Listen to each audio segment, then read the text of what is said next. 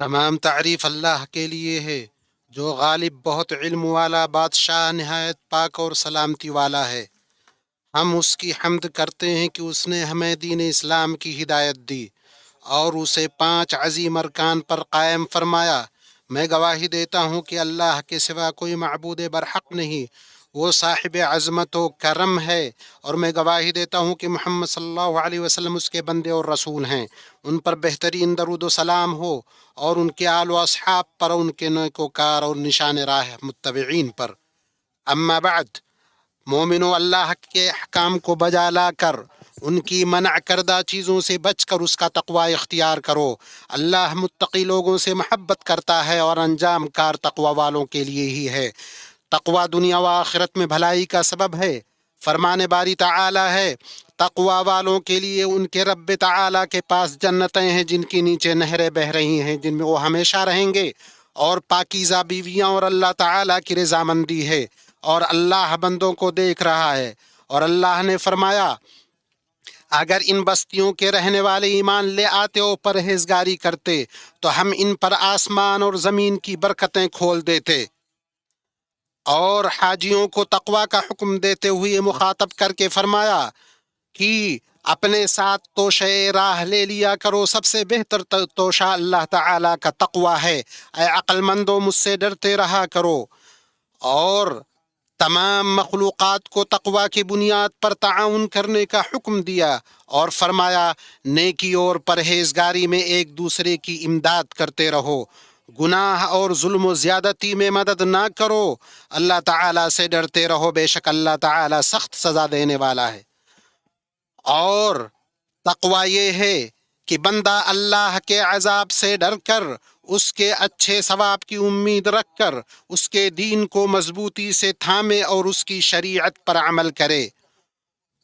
اس دین کو مضبوطی سے تھامے جسے اللہ تعالی نے آج کے جیسے دن میں مکمل فرمایا تھا، جب اللہ کا یہ فرمان نازل ہوا، آج میں نے تمہارے لیے تمہارا دین مکمل کر دیا اور اپنی نعمت تم پر پوری کر دی، اور تمہارے لیے اسلام کو بطور دین پسند کر لیا۔ دین اسلام کے 3 درجات ہیں، جن میں سب سے اعلیٰ درجہ احسان کا ہے، جس کی تشریح نبی صلی اللہ علیہ وسلم نے اپنے اس قول سے فرمائی ہے، احسان یہ ہے کہ تم اللہ کی عبادت اس طرح کرو گویا تم اسے دیکھ رہے ہو، اور اگر تم اسے نہیں دیکھ سکتے تو یقیناً وہ تمہیں دیکھ رہا ہے۔ اور اللہ نے فرمایا، جن لوگوں نے بھلائی کی ان کے لیے اس دنیا میں بھلائی ہے، اور یقیناً آخرت کا گھر تو بہت ہی بہتر ہے، اور پرہیزگاروں کا کیا خوب ہی گھر ہے۔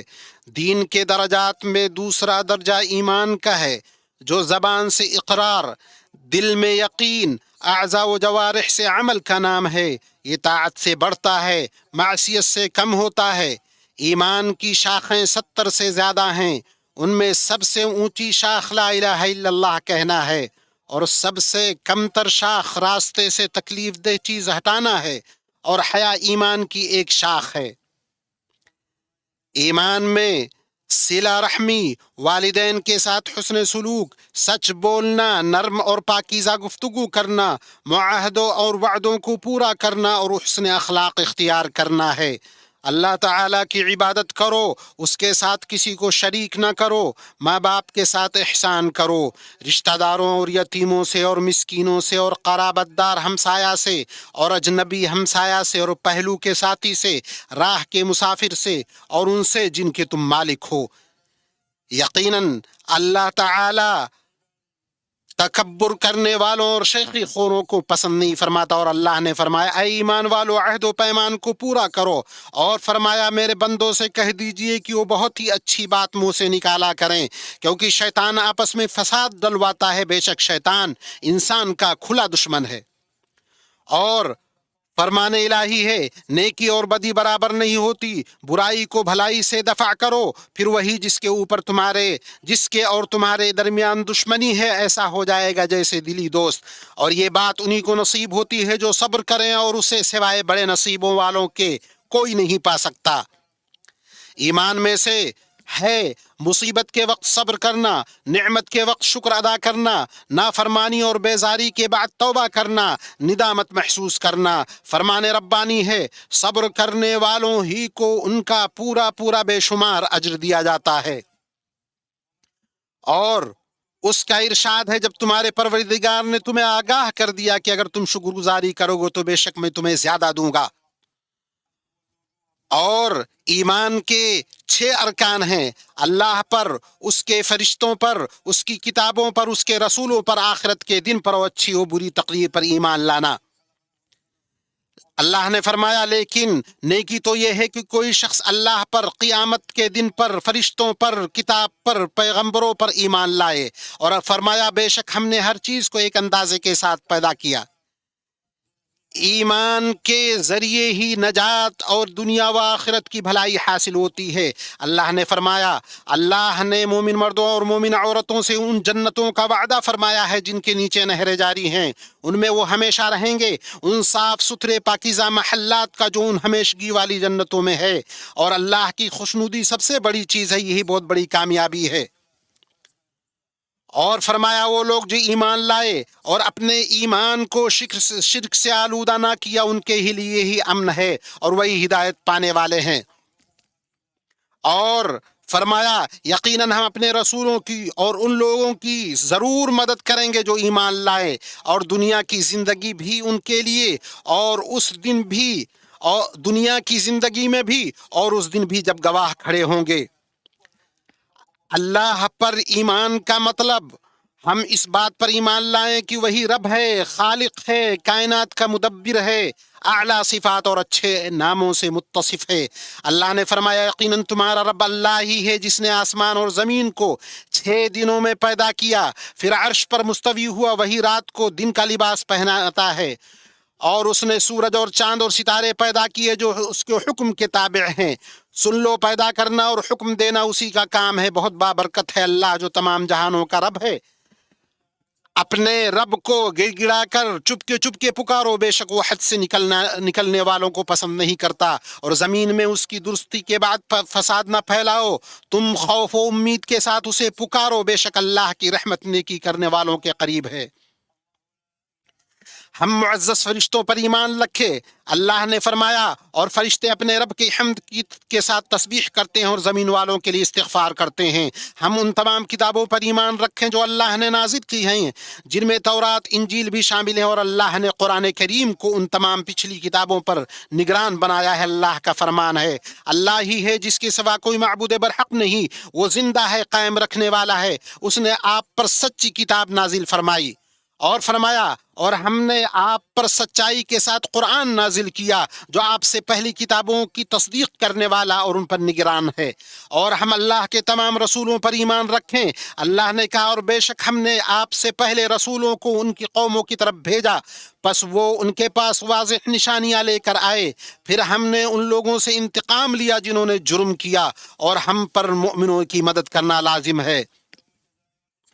ہم آخرت کے دن، قیامت کے دن، حساب و جزا کے دن پر ایمان رکھیں۔ یہ وہ دن ہے جس میں اللہ کے نیک بندوں کے لیے جنت کا بدلہ اور اس کے دشمنوں کے لیے دوزخ کا عذاب ہوگا۔ اللہ نے فرمایا یقیناً آخرت کا گھر ان لوگوں کے لیے بہتر ہے جو تقوی اختیار کرتے ہیں۔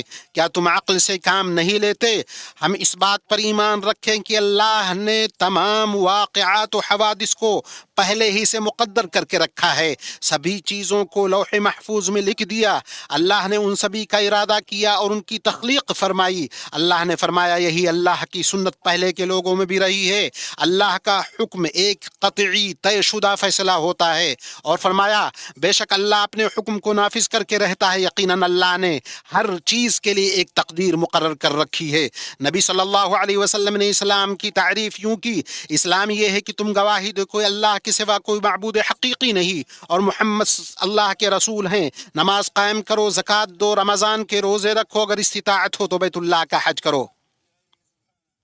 لا الہ الا اللہ کی گواہی کا مطلب عبادت صرف اللہ کا حق ہے، اس پاک ذات کے سوا کسی اور کی عبادت نہیں کی جائے گی، چاہے وہ کوئی فرشتہ، نبی، صالح و نیک اور ولی ہی کیوں نہ ہو۔ اللہ کا فرمان ہے، لوگو اپنے رب کی عبادت کرو جس نے تمہیں اور تم سے پہلے لوگوں کو پیدا کیا تاکہ تم پرہیزگار بن جاؤ۔ اور فرمایا، تم اللہ کے ساتھ کسی اور معبود کو مت پکارو ورنہ تم سزا پانے والوں میں سے ہو جاؤ گے۔ اور اللہ نے فرمایا، کہہ دیجئے اے اہل کتاب، آؤ ایسی بات کی طرف جو ہمارے اور تمہارے درمیان یکساں ہے کہ ہم اللہ کے سوا کسی کی عبادت نہ کریں اور اس کے ساتھ کسی کو شریک نہ ٹھہرائیں، اور ہم میں سے کوئی دوسرے کو اللہ کے سوا رب نہ بنائے۔ پھر اگر وہ اعراض کریں تو کہہ دو، گواہ رہو کہ ہم مسلمان ہیں۔ اسی میں نفس کی عزت ہے اور اس کی انکساری صرف اللہ کے لیے ہے۔ اللہ نے فرمایا، اگر تم کو اللہ کوئی تکلیف پہنچائے تو بجز اس کے کوئی اور اس کو دور کرنے والا نہیں، اور اگر وہ تم کو کوئی خیر پہنچانا چاہے تو اس کے فضل کو کوئی روکنے والا نہیں۔ وہ اپنا فضل اپنے بندوں میں سے جس پر چاہے نچھاور کر دے، وہ بڑی مغفرت اور بڑی رحمت والا ہے۔ اور محمد الرسول اللہ کی گواہی دینا اس بات کا متقاضی ہے کہ آپ صلی اللہ علیہ وسلم کے حکم کی اطاعت کی جائے، آپ کی باتوں کی تصدیق کی جائے، اپنے رب کی عبادت میں آپ کے طریقے پر چلا جائے۔ چنانچہ اللہ کی عبادت صرف انہی چیزوں سے کی جائے جنہیں اللہ کے رسول صلی اللہ علیہ وسلم لے کر آئے۔ اللہ کا فرمان ہے، تمہارے پاس تم ہی میں سے ایک رسول آئے، تمہاری تکلیف ان کو گرا معلوم ہوتی ہے، تمہاری بھلائی کی خواہش مند ہے اور وہ مومنوں پر نہایت شفیق و مہربان ہے۔ اور فرمایا، جو اس رسول نبی امی کی پیروی کرتے ہیں جس کا ذکر وہ اپنے پاس تورات و انجیل میں لکھا ہوا پاتے ہیں۔ اور فرمایا، اگر تم میں کسی چیز کا اختلاف ہو جائے تو اسے اللہ اور اس کے رسول کی طرف لوٹا دو، اگر تم اللہ پر اور آخرت کے دن پر ایمان رکھتے ہو، ایسا کرنا بہت بہتر ہے اور انجام کے اعتبار سے بہت اچھا۔ اور محمد صلی اللہ علیہ وسلم کے لیے رسالت کو ثابت کرنے کا مطلب امت کے بیچ موجود تنازع کو رفع کرنا اور اس کے سرچشمہ دلیل کو متحد کرنا ہے۔ اس سے عبادتیں متحد ہوں گی، ان کی ادائیگی کے طریقے مختلف نہیں ہوں گے۔ یوں امت کتاب و سنت میں وارد نہ ہونے والے طریقے پر عبادت کر کے بدعتوں سے محفوظ رہے گی۔ اس طریقے سے لوگ اکٹھے ہوں گے اور دل باہم مل جائیں گے۔ اسلام کے ارکان میں سے دوسرا رکن نماز قائم کرنا، تاکہ وہ بندے اور اس کے رب کے درمیان رابطے کا ذریعہ ہو، اس کی نجات اور وقت کی تنظیم کا سبب ہو، بندے کے احساس کا ذریعہ ہو کہ اس کا رب اس کے دیکھ رہا ہے، اس سے وہ بڑے کاموں اور ذمہ داریوں کو انجام دینے کی ٹریننگ پائے گا۔ نماز میں ظاہر و باطن کی طہارت اور معنوی و حسی طہارت ہے۔ باجماعت نماز سے سماج میں ہم آہنگی ہوتی ہے اور لوگوں میں باہمی محبت پیدا ہوتی ہے۔ اللہ نے فرمایا، نمازوں کی حفاظت کرو، بالخصوص درمیان والی نماز کی، اور اللہ تعالیٰ کے لیے با ادب کھڑے رہو۔ اور اللہ کا فرمان ہے، بے شک نماز مومنوں پر مقررہ وقتوں میں فرض ہے۔ اور اللہ کا فرمان ہے، یقیناً نماز بے حیائی و برائی سے روکتی ہے۔ اللہ کا فرمان ہے، یقیناً ایمان والوں نے فلاح حاصل کر لی جو اپنی نماز میں خشوع کرتے ہیں۔ اور فرمان ربانی ہے، اے ایمان والو، جب تم نماز کے لیے اٹھو تو اپنے منہ کو، اپنے ہاتھوں کو کوہنیوں سمیت دھو لو، اپنے سروں کا مسح کرو، اپنے پاؤں کو ٹخنوں سمیت دھو لو، اگر تم جنابت کی حالت میں ہو تو غسل کرو۔ اور فرمایا، دن کے دونوں سروں میں نماز قائم کرو، رات کی کئی ساعتوں میں بھی، یقیناً نیکیاں برائیوں کو دور کرتی ہیں۔ یہ نصیحت ہے نصیحت پکڑنے والوں کے لیے۔ اسلام کے ارکان میں سے ہے کہ جو مال انسان کماتا ہے اس میں سے ایک حصہ مخصوص مصارف میں زکوٰۃ دینا، جس سے معاشرے کا نفع ہوگا، معیشت کی رفتار بڑھے گی۔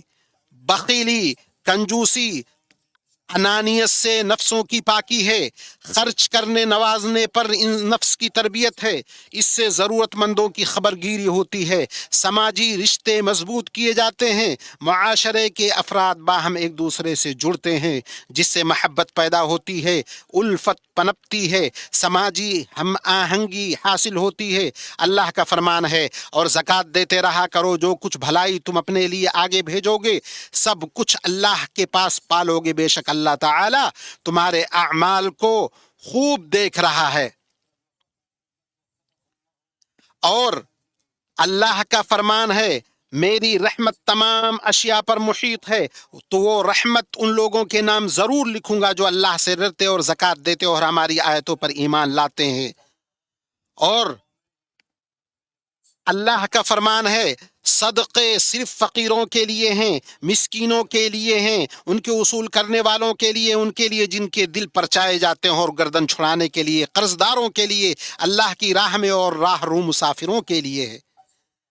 اور چوتھا رکن ماہ رمضان کے روزے ہیں، جن سے صبر، شہوتوں سے لڑنے، مسکینوں کی ضرورت کے احساس کا نفسوں کو عادی بنایا جاتا ہے، ان کی تربیت کی جاتی ہے کہ وہ بری عادتوں سے نکلے، ان سے دل میں دنیا کی محبت کا غلبہ کم ہو جاتا ہے، ان میں تواضع اور جسموں کی صحت ہے۔ اللہ کا فرمان ہے ایمان والو، تم پر روزے رکھنا فرض کیا گیا جس طرح تم سے پہلے لوگوں پر فرض کیے گئے تھے، تاکہ تم تقوی اختیار کرو۔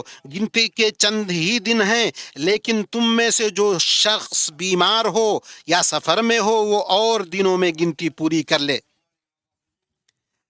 پھر فرمایا ماہ رمضان وہ ہے جس میں قرآن اتارا گیا، جو لوگوں کو ہدایت دینے والا، ہدایت کرنے والا ہے، اور جس میں ہدایت کی اور حق و باطل کی تمیز کی نشانیاں ہیں۔ پانچواں رکن حج ہے۔ اللہ تعالیٰ نے اپنے گھر کے حاجیوں کو اس کے مناسک ادا کرنے کی توفیق بخشی۔ حج آخرت کی یاد دہانی کراتا ہے، دلوں میں رب اور اس کے احکامات کی تعظیم راسخ کرتا ہے، ساتھ ہی انہیں تسلیم و رضامندی کے ساتھ قبول کرنے کی تعلیم دیتا ہے۔ حج میں جماعت کے ساتھ ہم آہنگ ہوا جاتا ہے، قربانی، نذر، فدیہ کے جانوروں کو ذبح کر کے کھانا کھلایا جاتا ہے۔ حج میں وقت کا احترام، نفع بخش چیزوں میں اس کا استعمال ہوتا ہے۔ اللہ نے فرمایا حج اور عمرے کو اللہ کے لیے پورا کرو، ہاں اگر تم روک لیے جاؤ تو جو قربانی میں میسر ہو وہ کر ڈالو۔ اور فرمایا حج کے مہینے مقرر ہیں، اس لیے جو شخص اس میں حج لازم کر لے وہ اپنی بیوی سے میل ملاپ کرنے، گناہ کرنے اور لڑائی جھگڑا کرنے سے بچتا رہے۔ بیت اللہ کے حاجیوں، رسول اللہ صلی اللہ علیہ وسلم نے پہلے خطبہ دیا، جمع و قصر کے ساتھ ظہر اور عصر کی نماز پڑھی، اس کے بعد عرفہ میں وقوف فرمایا یہاں تک کہ سورج غروب ہو گیا، پھر آپ مزدلفہ کے لیے روانہ ہوئے، وہاں 3 رکعت مغرب اور 2 رکعت عشاء کی نماز اکٹھی پڑھی اور رات گزاری یہاں تک کہ فجر کی نماز پڑھی، پھر وہاں اللہ کا ذکر کرتے ہوئے ٹھہرے رہے یہاں تک کہ خوب اجالا ہو گیا، پھر منا کے لیے روانہ ہوئے اور جمرہ عقبہ کو 7 کنکریاں ماری، پھر اپنی قربانی کے جانور ذبح کیے اور اپنا سر منڈوانے کے بعد پہلے مرحلے کے لیے حلال ہوئے، پھر کعبہ شریف گئے، اس کے 7 چکر لگا کر طواف افاضہ کیا، پھر آپ منا واپس آ گئے، جہاں آپ نے تشریق کے تینوں دن رات گزاری، جمرات کو کنکریاں ماری۔ آپ ہر دن 21 کنکریاں مارتے، پہلے جمرہ صغریٰ کو پھر جمرہ وسطیٰ کو کنکری مارتے اور ان دونوں کو کنکری مارنے کے بعد دعا کرتے، پھر جمرہ عقبہ کو کنکری مارتے۔ آپ نے 2 دن میں جلدی نکلنے کی اجازت دی ہے۔ اے مسلمانوں، آپ کا یہ دن فضیلت والا دن ہے، جس میں اللہ تعالی جہنم سے گردنوں کو آزاد فرماتا ہے اور قریب ہو کر عرفہ میں ٹھہرنے والوں پر فرشتوں کے سامنے فخر جتاتا ہے۔ پس اللہ تعالی کی حمد و ثنا، ذکر اور دعا بکثرت کرو، کیونکہ یہ دعا کی قبولیت کے مقامات میں سے ہے۔ اللہ نے فرمایا اور تمہارے رب نے کہا مجھ سے دعا کرو، میں تمہاری دعا قبول کروں گا۔ اے اللہ ہمارے گناہوں کو بخش دے، ہمارے معاملات کو آسان کر، ہماری ذریتوں کی اصلاح فرما، ہمیں جنت میں داخل کر اور جہنم سے ہمیں بچا لے۔ اے اللہ ہمارے حج اور ہماری اطاعت کو قبول فرما، تو اپنے شکر و ذکر اور اچھی عبادت پر ہماری مدد فرما۔ دنیا کے مغرب و مشرق میں مسلمانوں کے حالات سدھار دے، ان کے دلوں کو جوڑ دے، ان کے تمام معاملات کا ذمہ لے لے، ان کے بیچ محبت پیدا کر۔ اے اللہ تو فلسطین میں ہمارے بھائیوں کا خیال رکھ۔ اے اللہ تو ان کے بھوکوں کو آسودہ کر، ان کے بے گھر کو آسرا دے، ان کے خوف زدہ کو امن عطا کر، ان کے دشمنوں کے شر سے ان کو بچا لے۔ اے اللہ تو مسلمانوں کے حکمرانوں کو ہر بلائی کی توفیق دے، انہیں ہدایت اور تقوی کا ذریعہ بنا۔ اے اللہ تو ان کے دلوں کو جوڑ دے اور ان کے تمام معاملات کا ذمہ لے لے اور ان کے بیچ محبت پیدا کر دے۔ اے اللہ ان کے کمزوروں کی تو مدد فرما۔ اے اللہ ان کی تو مدد فرما ان کے اور اپنے دشمنوں کے خلاف۔ اے اللہ تو مسلمانوں کے حکمرانوں کو ہر بھلائی کی توفیق دے اور انہیں ہدایت اور تقوی کا ذریعہ بنا۔